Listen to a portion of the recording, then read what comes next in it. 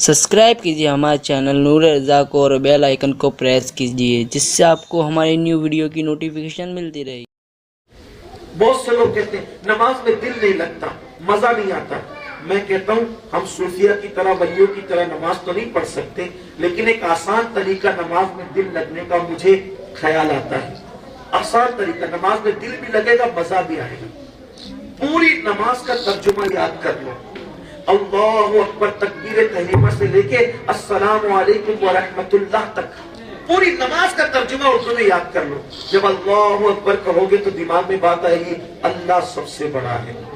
सना पढ़ोगे तो तर्जुमा दिमाग में घूमने लगेगा। तो जब दिमाग में तर्जुमा घूमने लगेगा तो फिर दुनिया का ख्याल नहीं आएगा, लुत्फ आएगा। कहना क्या चाह रहे हो, अर्ज क्या है। बल्कि एक वाकया जो है,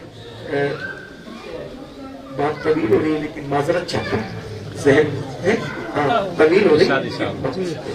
एक मर्तबा एक मस्जिद में, तवज्जो फरमाइए, एक मर्तबा एक मस्जिद में एक यहूदी दाखिल, कुरान शरीफ की तिलावत हो रही थी, नमाज हो रही थी। उसको तिलावत बहुत अच्छी, यहूदी को कुरान की तिलावत, और वाकई की कुरान की तासीर है, कुरान का असर है कि कुरान अगर पढ़ा जाए तो अपना असर कुरान दिखा के रखता है। कुरान की बड़ी लज्जत है, बड़ी बरकत है। तो उस यहूदी ने नमाज मुकम्मल होने के बाद जो उसके मुसलमान दोस्त थे उनसे पूछा कितना अच्छा पढ़ रहे थे तुम्हारे इमाम साहब, कि क्या पढ़ रहे थे? कहा कुरान पढ़ रहे थे। भाई इसका मतलब क्या है? उन्होंने कहा हमें मतलब नहीं पता, हमारा इमाम बताएगा, उसको पता है। तो इमाम भी कोई मेरी तरह रहा होगा। जब वो दोनों मिलकर के गए, इमाम साहब आप जो पढ़ रहे थे क्या पढ़ रहे थे? तो कहा मुझे भी नहीं पता। उस यहूदी ने जुमला क्या कहा पता है? कितनी अजीब कौम है, अपने अल्लाह से जो कहते हैं खुद को भी नहीं पता कि कहते क्या है। अपने अल्लाह से कहते हैं, खुद को नहीं पता कहते क्या है। कुरान का तर्जुमा याद करना कोई मुश्किल है? सूरह फातिहा की 7 आयतें हैं, 7 आयतों का 7 जुमलों में तर्जुमा है, याद नहीं कर सकते। कुल हुवल्लाह शरीफ मुख्तसर, सूरह नास मुख्तसर, अलम तरा मुख्तसर, यही सूरतें तो पढ़ती है। बल्कि लोग तो 2 ही सूरतों में पूरी जिंदगी गुजार देते हैं। गाने कई दर्जन याद कर लेंगे, कुरान की सूरतें याद नहीं कर सकते। हालांकि याद रखना, सबसे ज्यादा याद करना अगर कोई चीज आसान है तो उसे अल्लाह का कुरान कहते हैं, क्योंकि अल्लाह ने कुरान में फरमाया हमने कुरान याद करने वालों के लिए आसान कर दिया है। जितनी आसानी से कुरान याद होता है उतनी आसानी से कुछ याद नहीं हो सकता। अल्लाह ने आसान किया कुरान याद कर, याद नहीं करते। 5 मिनट में एक सूरत याद हो, कोई बैठे तो सही। हम तो माइल बकरम है, कोई साहिल ही नहीं, राह दिखलाए किसे राह रवे मंजिल का। नहीं, हमें पढ़ना नहीं आता, नहीं पढ़ना तो इमाम के पास आओ, उलमा के पास आओ, हमारे अइम्मा के पास आओ, उलमा अहले सुन्नत के पास आओ। लेकिन इमाम लोगों की भी तो कदर नहीं है, उलमा की भी तो कोई इज्जत नहीं है। न माँ बाप की इज्जत, न उलमा की इज्जत, न इमाम की इज्जत, किसी को इज्जत नहीं। जज को देखकर खड़े होंगे लेकिन इमाम को देखकर भागेंगे, वकील को देखकर खड़े होंगे, इमाम को देख के भागे। ये इमाम क्या है जिसको 4-5 हजार रुपया दे करके नौकर की तरह रखा है ना? ये इमाम वो है जो 5 वक्त दिन में अल्लाह की बारगाह में तुम्हारी वकालत करता है। पैदा हो जाए तो कान में अजान देने से लेकर मर जाने पर नमाज जनाजा पढ़ाने तक जो खिदमत अंजाम देते हैं उनकी हमारे पास कोई कदर नहीं।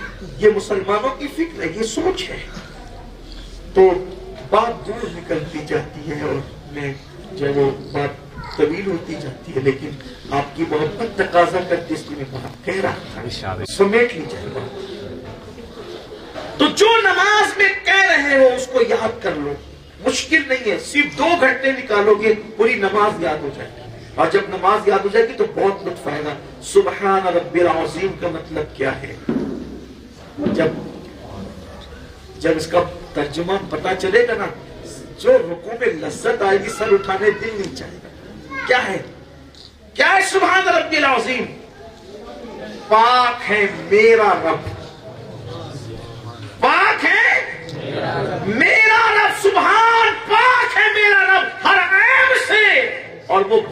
ہے, عزت والا ہے, عظمت والا ہے, عظیم ہے, وہ بہت عظیم ہے. وہ میرا رب, جو رب کو میرا کہے گا رکوع میں, میرا رب, میں کیسا ہوں, کتنا اللہ نے مجھے نوازا ہے کہ میرا رب, میں رب کو میرا کہہ کے پکاروں. سبحان ربی الاعلی, پاک ہے میرا رب جو بہت اعلیٰ ہے. جو اللہ کو میرا رب کہے, جو اللہ کو میرا رب, اور یہ ہم نے اپنے گھر سے نہیں لایا میرا, یہ مصطفیٰ جان رحمت میں سبحان اللہ. اللہ ہمارا ہے, رب میرا ہے, اور رب جس کا ہو پھر اس کو دنیا کی فکر. سبحان اللہ, اللہ اکبر. سب سے بڑا ہے میرا اللہ, میں بڑا نہیں اللہ بڑا, بادشاہ بڑا نہیں اللہ بڑا, وزیر بڑا نہیں اللہ بڑا, صدر بڑا نہیں اللہ بڑا, سیٹ بڑا نہیں اللہ بڑا. جب ہمارا اللہ سب سے بڑا ہے تو ہمیں کسی سے ڈرنے کی ضرورت کیا ہے؟ ہمیں کیا ڈر ہے بیمار. اسی لیے اولیاء کرام کسی کو خاطر میں نہیں لاتے تھے, بادشاہوں کے یہاں ہاتھ پھیلاتے تھے, وہ بادشاہوں کے یہاں ہاتھ نہیں پھیلاتے تھے. وجہ یہ ہے کہ جب وہ اللہ اکبر کہتے تھے تو اللہ کی بڑائی کا تصور ان کے دل و دماغ میں جم جایا کرتا تھا. جو اللہ سے مانگے پھر اسے کسی سے مانگنے کی ضرورت کیا ہے نا. وہ کہا جاتا ہے نا, ایک بادشاہ شکار پر گیا, شکار کرتے کرتے جنگل میں دور نکل گیا. دور نکلا, کھانے پینے کو کوئی چیز نہیں تھی, بھوکا پیاسا پریشان. ایک جھونپڑی دیکھا تو ایک بڈھا بابا وہاں نظر آیا. اس بڈھے بابا کو کہا کہ کچھ میری مدد کر سکتے ہو. وہ بڈھا بابا جنگل میں رہتا تھا, کوئی پہچان نہیں پایا اس نے. اچھا, میرے یہاں بکریاں ہیں, بکریاں, اور میں تجھے بکریوں کا گوشت تو بھون کے کھلاؤں گا, آ میرے جھونپڑے میں. بادشاہ گیا, اس نے بکری ذبح کی, خوب کھلایا پلایا. صبح کو جب وہ نکلنے لگا تو اس نے اپنی انگوٹھی دی, کہ جب کوئی مصیبت اور مشکل مقام آئے تو یہ انگوٹھی لے کر بادشاہ کے دربار میں آنا, بادشاہ کے دربار میں آنا, بادشاہ تیری بہت مدد کرے گا. کیونکہ وہ بادشاہ تھا لیکن بڈھے نے پہچانا نہیں تھا, دے دیا, انگوٹھی چلا گیا. ایک دن بہت پریشان ہو گیا وہ بڑے میاں, بوڑھا بابا پریشان ہوا. مصیبت کسی میں بھی آ سکتی ہے. سوچا یار بہت مصیبت آئی ہے, چلو چلتے ہیں, اور انگوٹھی بتا کر بادشاہ کے دربار سے کچھ لاتے ہیں. کیونکہ ایک آدمی نے مجھے انگوٹھی جو دیا تھا, انگوٹھی بتائی, چونکہ وہ بادشاہ کی تھی, دربار پہچان گئے, لے گئے اندر سیدھا اس کے کمرے خاص میں, اس فقیر کو, اس بڈھے بابا کو. لیکن جب اس کے کمرے خاص میں گئے تو کیا دیکھا کہ بادشاہ نماز پڑھ کے ہاتھ اٹھا کے رہتا, اے اللہ مجھے کرم کی بھیک عطا کر دے. وہ بڈھا بابا وہاں سے فوراً واپس پلٹ گیا, کچھ مانگے بغیر پلٹ گیا. بادشاہ کو کسی نے کہا کہ بادشاہ نے جب دعا مکمل کی تو پوچھا کہ مجھے لگا کہ کوئی آیا تھا اور چلا گیا, کون آیا تھا؟ دربار نے بتایا ایک انگوٹھی لے کر کے آپ کی کوئی آیا تھا درویش, اور وہ آیا اور آپ تک اس کے کمرے خاص میں اس کو لایا گیا اور وہ واپس چلا گیا. ارے آ کر وہ واپس کیسے چلا گیا؟ بلا اس کو بلا. جب بلایا گیا تو پوچھا بابا آپ کو جب کمرے خاص میں لایا گیا تھا تو آپ واپس کیوں گئے؟ تو اس بڑے میاں نے کہا کہ بادشاہ سلامت, میں بہت پریشان ہو گیا تھا. بادشاہ سلامت, میں بہت پریشان ہو گیا تھا, کہیں سے میری بگڑی نہیں بن پا رہی تھی.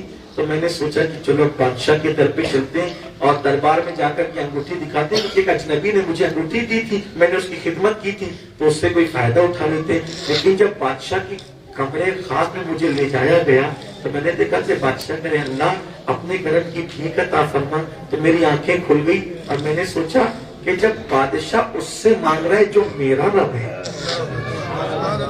بادشاہ اس سے مانگ رہا ہے جو میرا رب ہے, تو پھر میں ڈائریکٹ کیوں نہیں مانگوں میرے رب سے؟